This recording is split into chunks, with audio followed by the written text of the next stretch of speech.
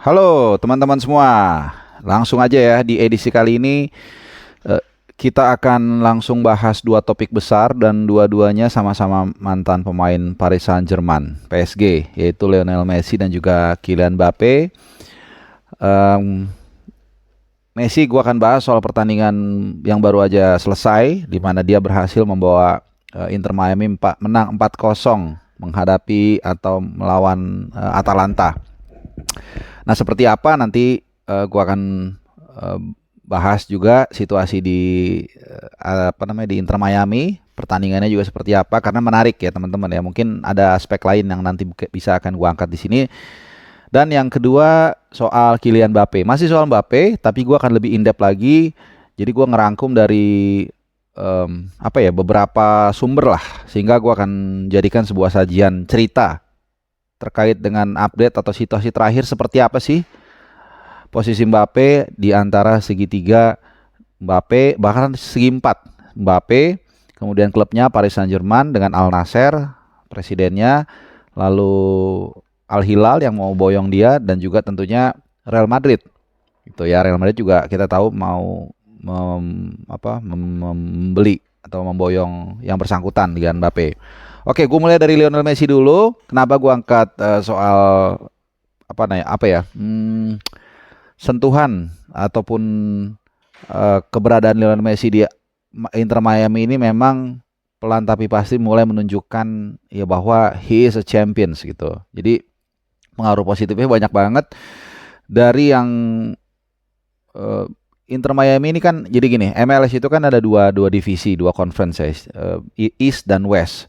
Jadi di East itu Inter Miami paling bawah. Itu Inter Miami paling bawah dan kalau mereka kan di nanti ada digabung jadi satu ya. Jadi dari 14 tim dari Conference Timur, 15 dari Conference Barat.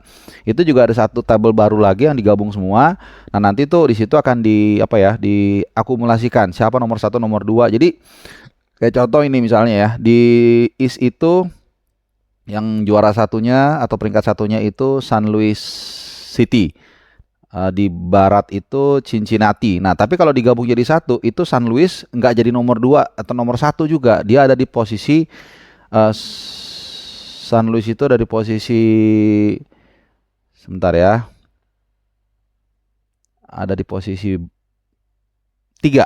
Nah, jadi tergantung poin dari 29 tim yang tergabung. Nah, nanti itu dibikin jadi satu tabel baru. Nah, itu di tabel baru itu aja Inter Miami itu ada posisi paling bawah. Jadi baik di divisi timur dia peringkat ke-14, dari digabung dari dua divisi jadi 29 tim itu Inter Miami juga paling bawah.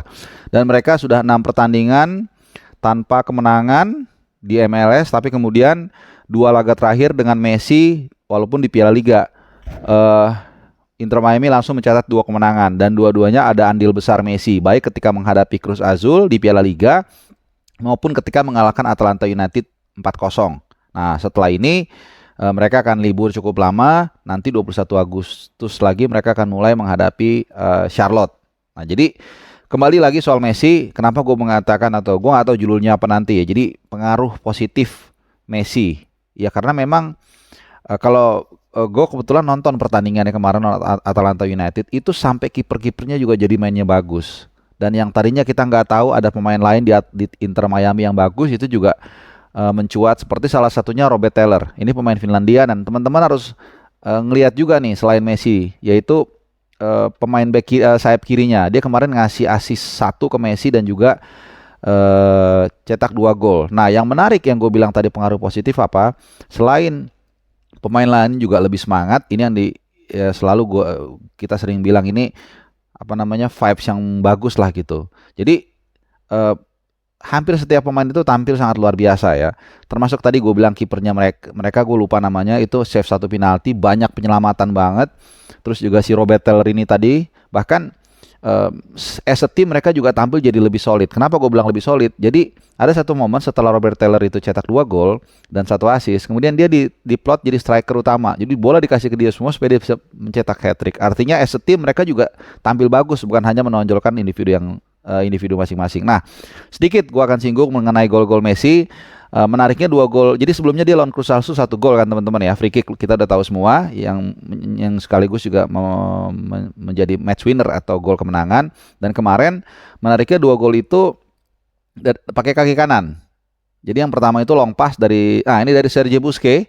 Kemudian dia syuting pertama dengan kaki kiri, tapi ditepis, kemudian di rebound pakai kaki kanan. Nah, yang gol kedua itu cutback dari Robert Taylor tadi yang gue bilang nomor 16 dari kiri. Ini bagus banget pemainnya nih. Bukan tidak mungkin dia akan dilirik sama klub Eropa nih nomor 16. Nah, terus flashing atau tapping dengan kaki kanan Messi, pelan, gak terlalu kenceng ya. Nah, baru yang gol ketiga itu Robert Taylor sendiri first time. Gue nggak tahu asisnya dari siapa. Nah, yang keempat golnya itu serangan balik, itu asisnya dari Messi. Terus dia gleserin ya pelan, dan itu menjadi gol keempat, gol penutup. Dan setelah itu ada penalti buat lawan ke Inter Miami dan ditepis oleh penjaga gawang mereka. Jadi yang gue bilang pengaruh positif Messi ini sangat luar biasa. Performa tim juga tadi yang udah 6 kali kalah, tidak menang-menang, akhirnya 2 kali menang di ajang Piala, gue nggak tahu ya, Piala Liga mungkin. Dan ini akan kita lihat nanti jadwal berikutnya di MLS, mereka akan menghadapi Charlotte, apakah juga akan lanjut kemenangan itu ya. Oke, itu dari Messi. Jadi luar biasa dan menarik juga. Satu gue tambahin, ada satu ungkapan dari salah satu petinggi Miami. Dia mengatakan kita sekarang sudah melihat era MLS setelah Messi, benar-benar berubah banget. Dan gue yakin juga nanti mereka akan away pertama kali ke Cincinnati. Nah, ini tim kuat nih, tim papan atas di barat, ini pasti akan rame banget karena publik Cincinnati juga pasti berbondong-bondong pengen datang selain melihat tim kesayangannya sendiri, tapi juga ingin melihat Messi. Mungkin gue ibaratin gini, misalnya Messi itu main di Persija deh gitu, kemudian datang ke PSM Makassar, ke Parepare. Ya mungkin perumpamannya agak kontras ya, tapi ya nggak apa-apa lah. Nah, pasti publik PSM Makassar juga mereka juga ingin datang menonton timnya PSM dan juga ingin melihat Messi gitu loh. Jadi pasti dipastikan itu penuh, tiket juga pasti mahal. Jadi good vibes yang dihadirkan buat Messi, pemilihan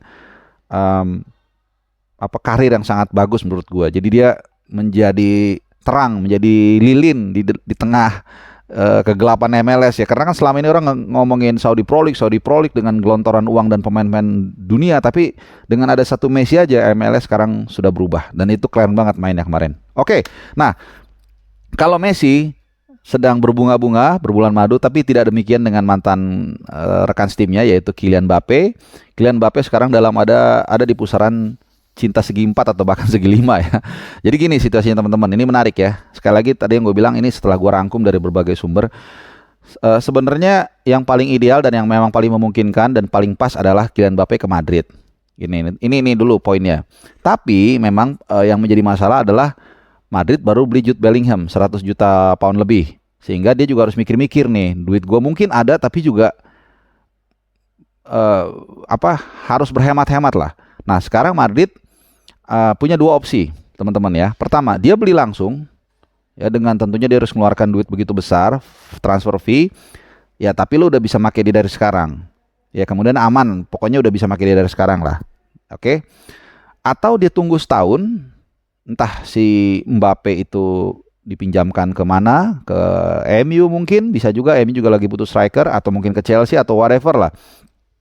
Kemudian setelah semusim dipinjamkan free agent, baru diambil dengan gratis. Nah, tapi ini juga jadi artinya menghemat biaya transfer. Meskipun juga harus ada catatan, kalau di free agent nanti, maka gajinya juga pasti akan lebih tinggi dibandingkan sekarang. Itu udah pasti, ya.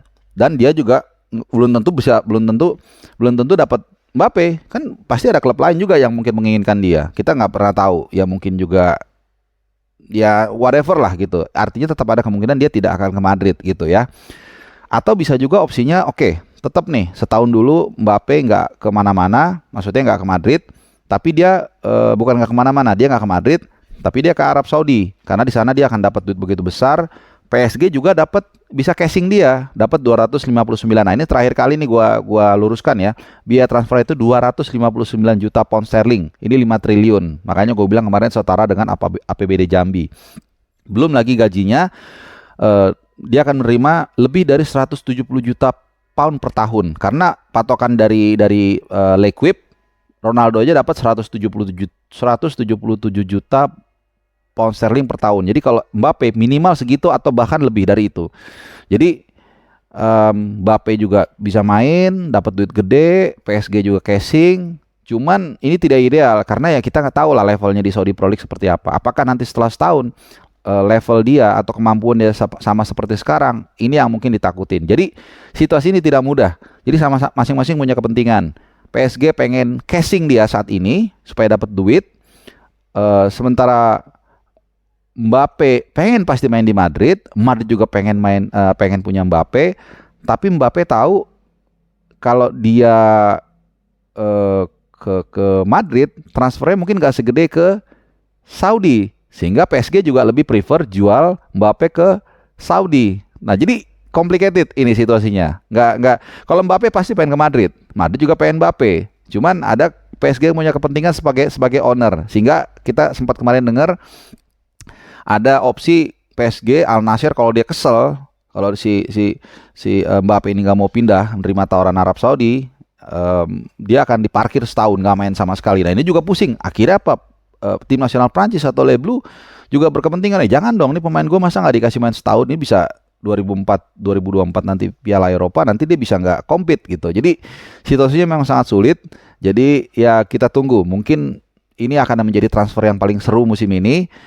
Itu kenapa gue nggak terlalu banyak bikin video dalam beberapa waktu terakhir, karena lebih banyak tarik ulur yang belum clear. Nah ini udah mulai agak clear, maksudnya nggak jelasnya juga clear gitu loh, komplikasinya. Tinggal kita tunggu nanti seperti apa negosiasi cantik yang akhirnya nanti mungkin ada breakthrough, ada solusi yang kita nggak tahu, dan akhirnya mungkin itu terjadi. Gua nggak tahu apakah dia akan terima tawaran Arab Saudi dengan biaya yang luar biasa besar, 177 juta pound sterling ini kan luar biasa besar banget. Ini berapa? Mungkin 3 triliun ya untuk gajinya dia doang. Jadi almost hampir 2 juta euro per hari. Jadi berapa tuh? Mungkin 30 miliar lebih per hari kalau memang dia terima tawaran dari PSG ya. Dan yang jelas tawarannya Al Hilal. Tapi yang jelas kalau kita lihat ambisinya memang pasti Mbappe pengen ke Madrid karena dia pengen dapat Liga Champions, itu yang paling diinginkan, dan juga Madrid membutuhkan striker saat ini. Oke, mungkin kalian punya pandangan atau pendapat lain, silahkan tinggalkan komen di bawah. Feel free dan gue nanti akan coba respon. Terima kasih. Mudah-mudahan ini bisa memberikan tambahan penjelasan ataupun ya situasi terakhir dari persepak bolaan dunia, khususnya Eropa yang sedang bergelora ya. Oke, terima kasih, salam sehat, ciao.